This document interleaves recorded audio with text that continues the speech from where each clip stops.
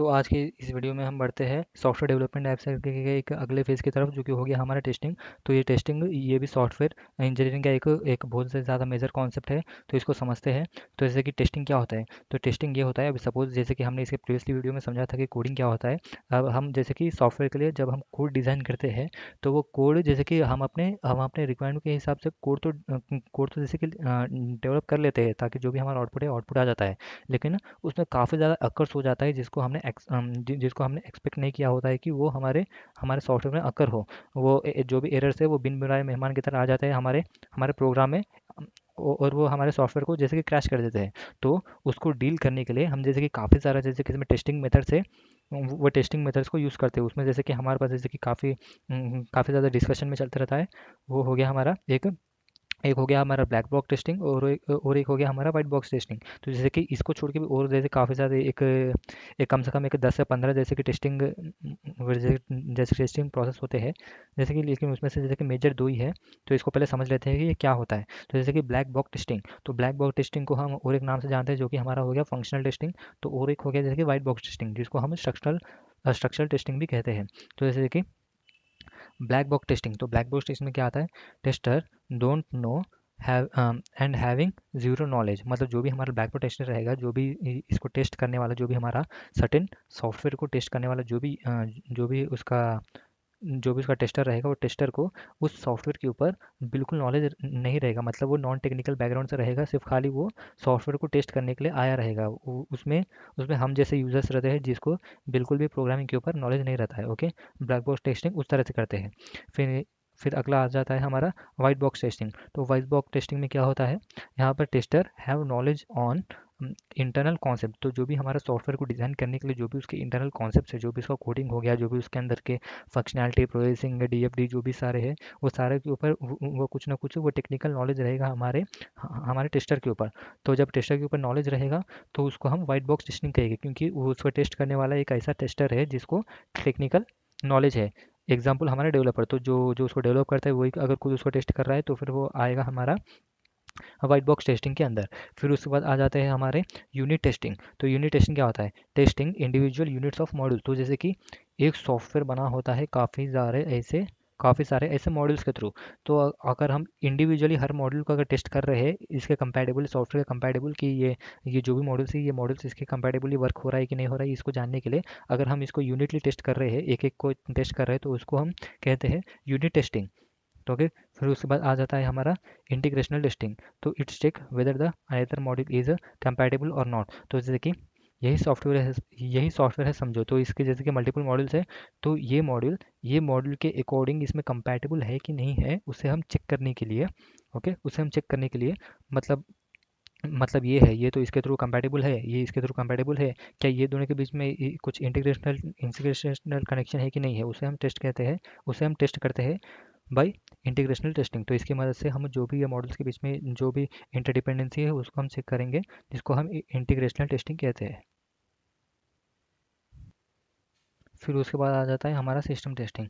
तो जैसे कि इसमें इसमें इतने सारे टेस्टिंग है, तो इतने सारे टेस्टिंग की ज़रूरत नहीं है। जैसे कि इसमें मेजरली जो भी कॉन्सेप्ट है, वो सिस्टम टेस्टिंग और ये परफॉर्मेंस टेस्टिंग और black box white box testing. तो जैसे कि यही सारे इंपॉर्टेंट्स है, लेकिन मैं एक्सप्लेन करने का तो पूरा एक्सप्लेन कर दे रहा हूँ, ताकि एक ओवरऑल कॉन्सेप्ट याद रहे कि ये टेस्टिंग में क्या क्या होता है। जैसे सिस्टम टेस्टिंग, तो सिस्टम टेस्टिंग क्या आता है, testing is happen on overall system like in all there Linux या फिर विंडो। जैसे कि यहाँ पे जैसे एग्जाम्पल दिया हुआ है, तो अभी सपोज़ मेरा जैसे कि एक कैमरा एप्लीकेशन सॉफ्टवेयर है, तो जो कि वर्क करेगा ऑडियो रिकॉर्ड करने के लिए। तो फिर वो जो भी हमारे कंप्यूटर में के कैमरा को टेस्ट करेगा, उसका माइक्रोफोन को टेस्ट करेगा, और स्क्रीन पे डिस्प्ले करेगा। ओके, तो ये जैसे कि इसमें ये सिस्टम टेस्टिंग में ये पूरा देखा जाता है कि ये इन सब पे प्रॉपरली, जो भी ये सिस्टम है, सिस्टम के जितने भी रिसोर्सेस है जो कि उसमें एम्बेडेड है, वो सारे रिसोर्सेज को प्रॉपरली यूटिलाइज कर रहा है कि नहीं कर रहा है, वो हम सिस्टम टेस्टिंग में यूज़ करते हैं। ओके, फिर उसके बाद आ जाता है इसका स्ट्रेस टेस्टिंग। तो स्ट्रेस टेस्टिंग में मतलब क्या हो जाता है,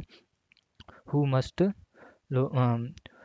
how much load it can bear. Okay, मतलब जो भी उसका लोड रहेगा, ये कैसा हैंडराइटिंग मेरे को ही नहीं समझ में आ रहा है। ओके, तो जो भी सिस्टम रहेगा, सिस्टम के ऊपर जब हम मैक्सिमम वो सिस्टम के कितना लोड को बेयर कर सकता है, वो हम वो हम स्ट्रेस टेस्टिंग में देखते हैं। तो फिर जैसे कि अभी सपोज ये हमारा कंप्यूटर है, कंप्यूटर में जैसे कि इसको मैंने सॉफ्टवेयर एक ऐसा सॉफ्टवेयर बनाया है जो कि रन करेगा ओनली बेस्ड अपॉन 20, जैसे कि 20 पर सेकंड पर, जैसे कि इसका मैक्सिमम मैक्सिमम जैसे कि मैंने सॉफ्टवेयर बनाया है इस पर, जैसे कि जो भी हमारा सॉफ्टवेयर है वो अपने मैक्सिमम स्पीड में काम करेगा।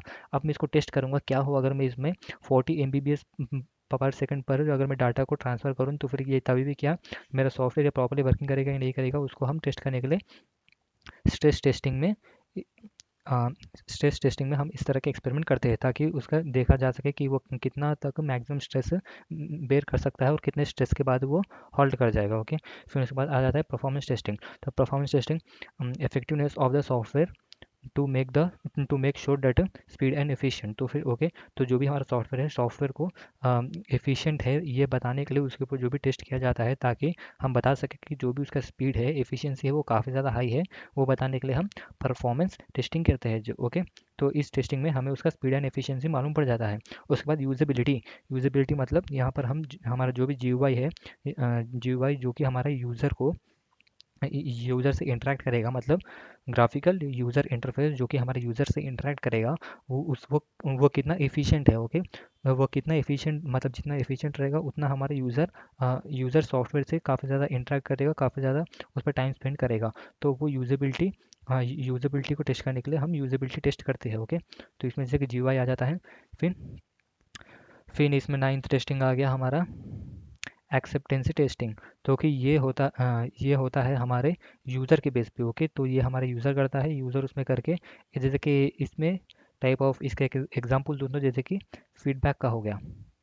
ओके, जैसे कि फीडबैक, तो जैसे कि एक फीडबैक का जैसे कि कॉन्सेप्ट होता है, अगर अगर किसी सॉफ्टवेयर में अगर यूज़र को अगर वो पसंद नहीं आए, तो जैसे कि वो कुछ ना कुछ फीडबैक दे सकता है सॉफ्टवेयर कंपनी को, ताकि वो अपने सॉफ्टवेयर में कुछ इम्प्लीमेंट करके उसे अपने सॉफ्टवेयर को फर्दर सुधार सके। फिर उसके बाद आता है अल्फ़ा बीटा टेस्टिंग। तो अल्फ़ा टेस्टिंग में आता है after after finding of inputs and major output. तो जैसे कि ये जो भी हमारा सॉफ्टवेयर रहता है, सॉफ्टवेयर को जब हमारा डेवलपर पब्लिश करेगा मार्केट में बिजनेस एनालिस्ट के थ्रू, तो वो एनालिस्ट वो मार्केट में भेजने से पहले सॉफ्टवेयर को एक बार उसको टेस्ट करता है। Okay, last test done by the developer. Okay, जो भी हमारा डेवलपर साइड रहेगा, डेवलपर साइड है, हमारे सॉफ्टवेयर को एक लास्ट फाइनल टाइम टेस्ट किया जाता है, ताकि उसके उसके जो भी फाइनल कमियां हैं वो उसे पहचान सके।